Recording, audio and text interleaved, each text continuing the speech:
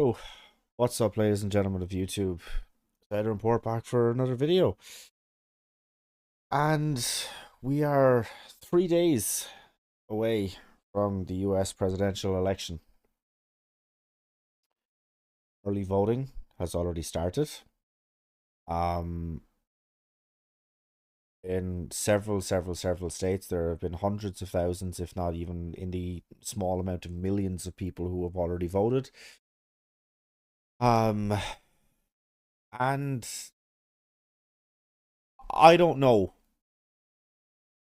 kind of necessarily what I predict is going to happen. I will predict some things that are going to happen. I think the exact same as in 2020. That there is going to be the concept of the red mirage, which is that overwhelmingly, most people who are on the right do not vote early or do not do mail-in ballots.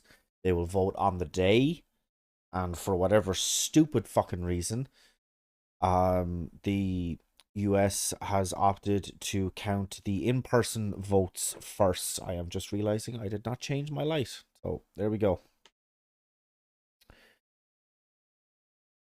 So yeah, it is going to look overwhelmingly that the in-person votes are going to go towards Trump. It's going to look like he's taken almost all states. It's going to look like he has a massive lead. It's going to look like, he's going to win in a landslide. He's going to do exactly what he did the last time. He's going to try and stop the count early, before all of the mail-in ballots or before all of the counting has been done.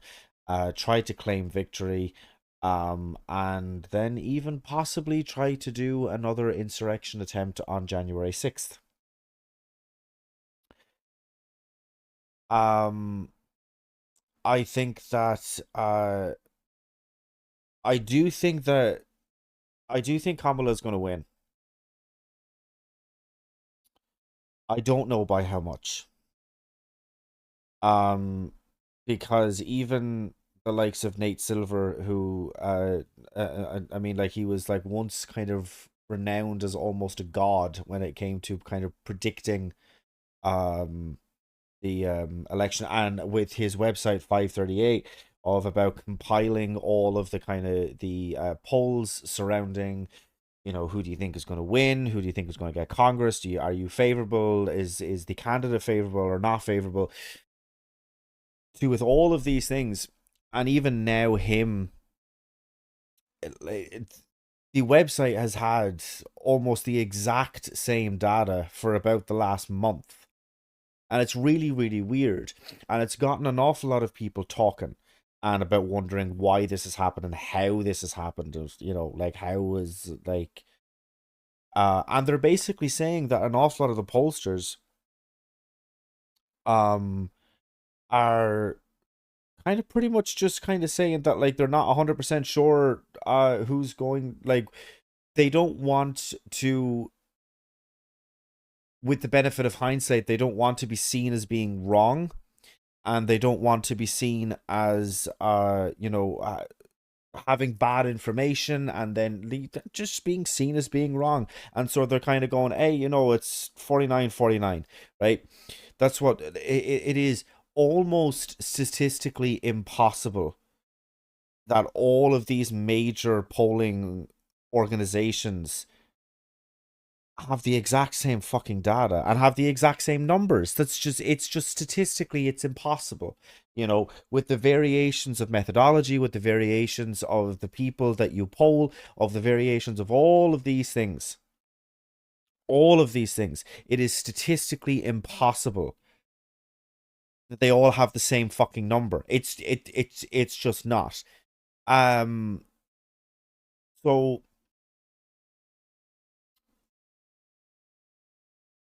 yeah, I think that they are just kind of hedging their bets, and they are just kind of saying, look, it's a fucking toss. They're saying it's anyone's game, but there's a few kind of outliers to this.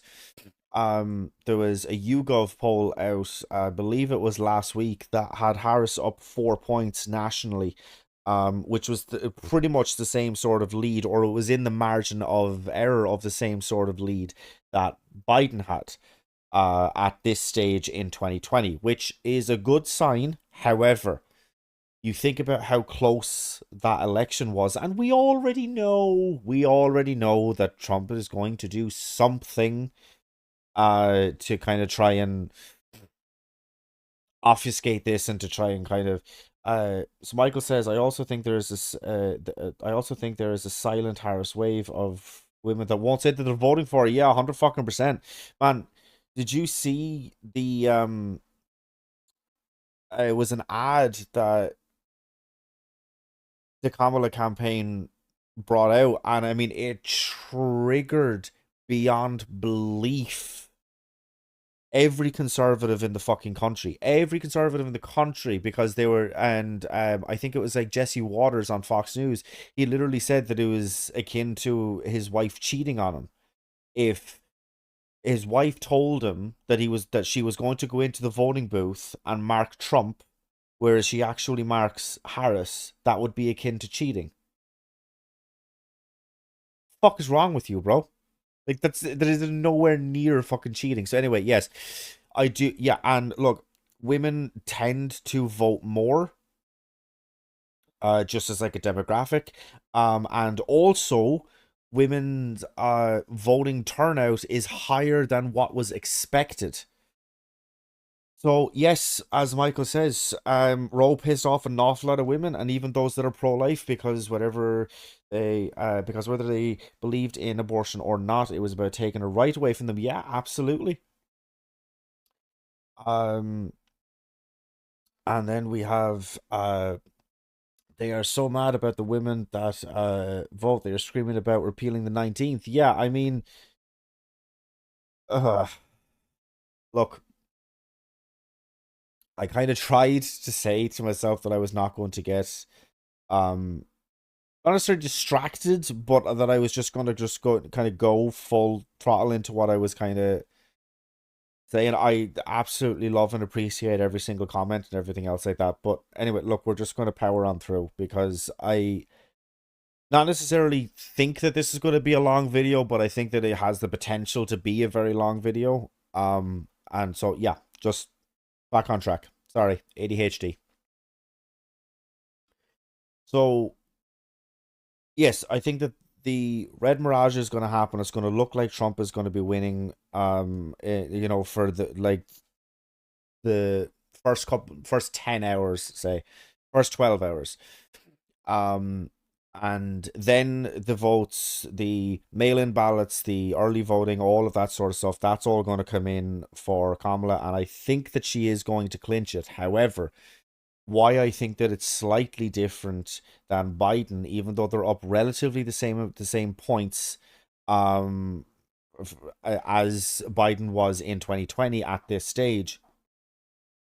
Why I think it's going to be slightly different is because of the Madison Square Garden rally that Trump had. Which, look, there are some pundits, there are some people out there who are a little bit kind of hesitant about saying it. Look, I'm Irish, as anybody who, if you are new to the channel, if you are a friend to the channel, you will know that I'm Irish. I do not have a skin in the game. I do not have a direct I'm not affected directly by who wins the presidency, but I don't give a fuck. I'll fucking say it.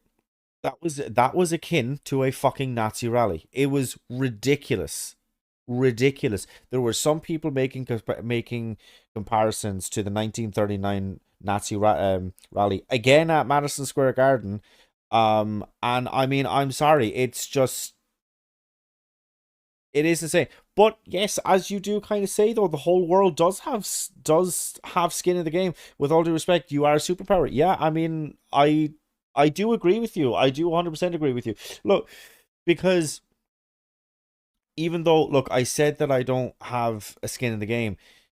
If shit goes fucking badly enough and we're all fucking thrust into World War III. I mean, I'm 29, I'll be 30 next year. I don't necessarily kind of think that that falls under the kind of criteria of prime fighting age, especially with my physicality. But like I mean, like to say that you're not going to be affected by it, like right, like it's not, if it got to that stage to say that you're not affected by it, I mean, it's just wrong. Um, but the the point is that rally. I mean, it was just it was incredibly just fucking horrific. I mean, you look at it start to finish, and I mean, the opening act, Tony Hinchcliffe, uh, who people say that he is a comedian. He wasn't very fucking funny, and he was laughing at his own jokes more than the actual audience was.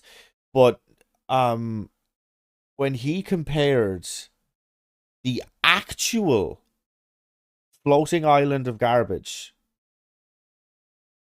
to Puerto Rico, and you had all of these Puerto Rican celebrities come out and instantly flock to Kamala. And you had interviews with people who are Puerto Rican who, um, had and every single one of them are saying we're not fucking voting for him. Fuck that, we're not voting for him because look, it is true. It is true. Trump didn't personally say it. However, you have to think about this optically. Just just for a moment, pretend that you are impartial, right? That you're not going to vote for Kamala, you're not going to vote for Trump, right? Put yourself in the mind of an undecided voter. And even though it wasn't Trump that said it literally, that man stood up there and made those comments standing at a podium with Trump Vance written underneath it. That clip has gone viral. I have seen it everywhere. I've seen it all over YouTube. I have seen it all over TikTok. I have seen it all over Twitter because I refuse to fucking call it X. It's stupid. Elon can go fuck himself. Um, it is everywhere, everywhere, and all over every single clip that there is out there of that is plastered with literally with Trump's name. So I don't think that. I mean, you have hundreds upon thousands of Puerto Ricans scattered all over the US, but this is crucially, there is a huge amount of Puerto Ricans in Pennsylvania, and Pennsylvania has been like basically tipped as one of the most crucial swing states. If Kamala gets Pennsylvania, she's won. She's won. Because in all of the toss-ups and in all of the, oh, we don't know where these swing states are going to go, even if they are divided up almost 50-50, with her safe states and with even half of the swing states and with Pennsylvania, she's won. She's done. And crucially, Trump doesn't have a fucking argument to say, oh no, this was rigged, it was done this way, it was done that way, whatever else. She will have won by such a high margin that he can't contest it. That's crucial. I think that look, a lot of things have to go right for there to be no kind of fuckery afterwards and for there to be no kind of plausible reason for why Trump can say that or that it was rigged or it was stolen or whatever it's, and we all know that he's going to. We all know that he's going to. But there has to be a certain kind of very, very strict criteria to be met that doesn't happen. Now, I want to kind of take a little bit of a detour. I want to kind of go on to give some what I